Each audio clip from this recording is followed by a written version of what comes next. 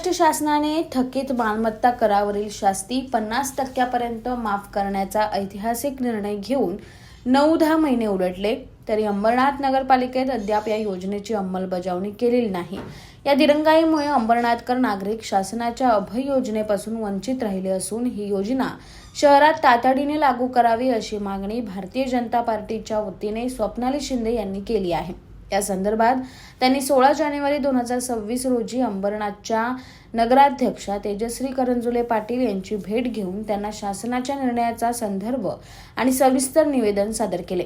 राज्यातील नगरपालिका आणि नगरपरिषद क्षेत्रातील थकीत कर वसुलीला गती मिळावी आणि आर्थिक अडचणीत असलेल्या नागरिकांना दिलासा मिळावा या उद्देशाने राज्य शासनाच्या नगरविकास विभागाने 30 एप्रिल 2025 रोजी अध्यादेश काढून शास्ती माफीचे अधिकार प्रदान केले होते।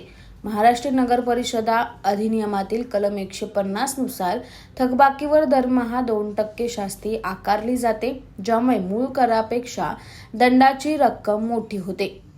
ही रक्कम 50% माफ करण्याचे अधिकार जिल्हाधिकाऱ्यांकडे सोपवण्यात आले आहे।